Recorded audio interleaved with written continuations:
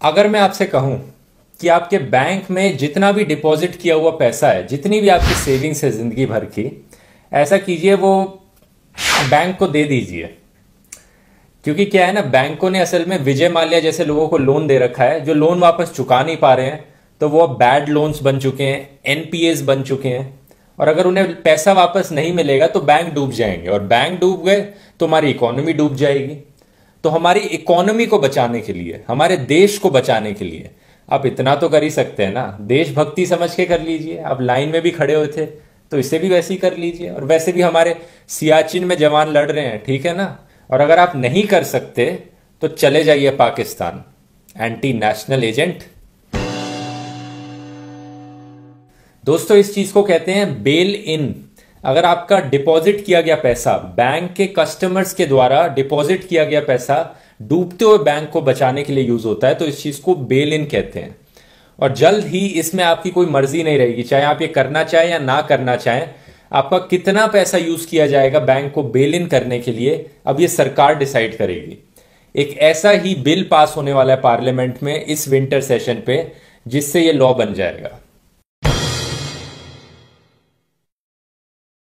अभी तक क्या था, अगर कोई भी बैंक डूबता है तो मिनिमम आपके 1 लाख रुपए इंश्योर्ड है। ये मिनिमम इंश्योरेंस अमाउंट है जो कि एक 1962 के लॉ ने डिसाइड किया था। या अगर आपके 10 लाख रुपए हैं आपके बैंक में और वो बैंक डूब गया तो कम से कम आपको 1 लाख रुपए तो वापस मिलेंगे ही मिलेंगे। लेकिन जब ये बिल पास हो जाएगा उसके बाद गवर्नमेंट डिसाइड करेगी आपको कितने पैसे वापस मिलने चाहिए। कोई मिनिमम इंश्योर्ड अमाउंट नहीं है इसमें। गवर्नमेंट चाहे तो आपको 2 लाख रुपए दे सकती है वापस 10 लाख के, या तो आपको 1 रुपया वापस दे सकती है 10 लाख के। Financial resolution and deposit insurance bill, FRDI bill, ये क्या प्रपोज करता है? अभी तक क्या था, आरबीआई के पास पावर्स थी कि वो ये डिसाइड करे कि बैंक को कितना डेप्थ है, उसको कैसे हैंडल करना है। लेकिन ये बिल प्रपोज करता है कि एक नई कॉरपोरेशन बनाई जाए जिसका नाम होगा रेजोल्यूशन कॉरपोरेशन, जिसको पावर्स दी जाएंगी ये सब डिसाइड करने की कि अगर बैंक डूब रहा है तो उसे बेल इन किया जाए कि नहीं किया जाए, तो और डिपॉजिटर्स का जो बैंकों में पैसा है उनको कितना वापस दिया जाए, ये सब ये रेजोल्यूशन कॉरपोरेशन डिसाइड करेगी। और इस रेजोल्यूशन कॉरपोरेशन बोर्ड को कौन कौन हैंडल करेगा वो मैं आपको बता देता हूं। ये 11 लोगों की टीम होगी, जिनमें से एक चेयरमैन होगा, एक फाइनेंस मिनिस्ट्री का आदमी होगा, एक आरबीआई का आदमी होगा, एक SEBI डिपार्टमेंट का आदमी होगा, एक IRDAI डिपार्टमेंट का आदमी होगा। 3 फुल टाइम लोग अपॉइंट किए जाएंगे सेंट्रल गवर्नमेंट के द्वारा, और 2 इंडिपेंडेंट मेंबर्स अपॉइंट किए जाएंगे वो भी सेंट्रल गवर्नमेंट के द्वारा। तो 11 में से 6 लोग जो हैं उन्हें सेंट्रल गवर्नमेंट के डायरेक्ट कंट्रोल में आते हैं वो।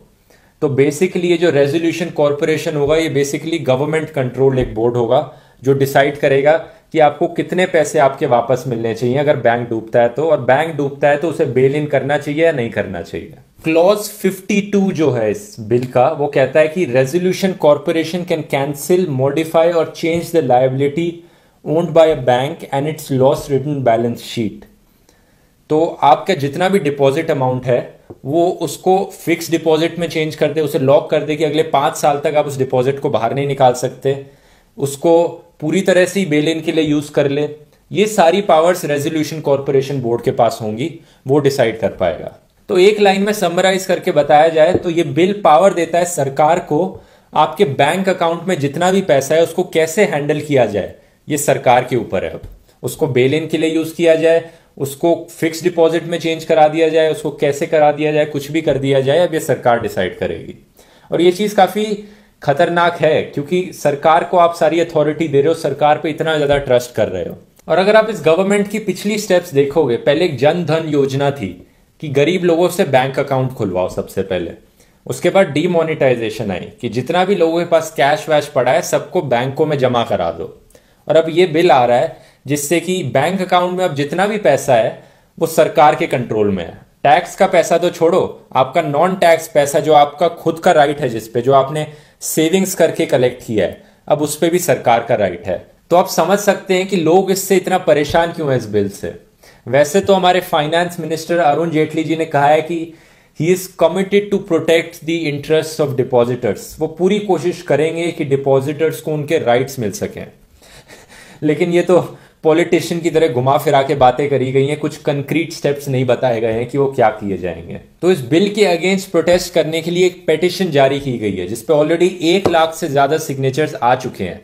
तो मैं कहूंगा आप भी उस पेटिशन को साइन कीजिए। डिस्क्रिप्शन में भी मैं उसकी लिंक दूंगा और टॉप कमेंट में भी उसकी लिंक होगी। उस पेटिशन को साइन कीजिए ताकि आपका पैसा आपके कंट्रोल में रह सके, ना कि सरकार के कंट्रोल में। आपका भरोसा ना टूटे बैंकों से, आपकी सेविंग्स से। और अगर आपको लगता है ऐसा तो कभी होने ही नहीं वाला, सरकार ऐसा बिल क्यों पास करेगी, लोग ही उन्हें वोट देना बंद कर देंगे और लोगों को बहुत गुस्सा आएगा, तो भूलिए मत, एक डिमोनेटाइजेशन भी हुआ था और इसी साल मार्च में एक फाइनेंस बिल पास हुआ था जिससे कि करप्शन लीगलाइज हो गया था। आप उस बिल को पढ़ के सोचेंगे कि ऐसा बिल कैसे पास हो सकता है, लेकिन वो हो गया, वो लॉ बन चुका है। अब मैंने इस वीडियो में उसके बारे में समझा रखा है, आप जाके देख सकते हैं। तो इसलिए इस पेटिशन को साइन कीजिए और अपने दोस्तों फैमिली के साथ भी शेयर कीजिए ताकि हर हिंदुस्तानी तक ये पेटिशन पहुंचे और उन्हें भी पता लगे कि ये सरकार पीछे पीछे से करती क्या रहती है। हमारा मीडिया तो वैसे भी इन चीजों को कभी दिखाता ही नहीं है। और अगर आपको ये वीडियो पसंद आया हो और ऐसे ही अवेयरनेस रिलेटेड वीडियोस और देखने हो तो इस चैनल को सब्सक्राइब कीजिए और आप मुझे फेसबुक, इंस्टाग्राम और ट्विटर पर भी फॉलो कर सकते हैं। हम मिलेंगे अगले वीडियो में फिर। धन्यवाद।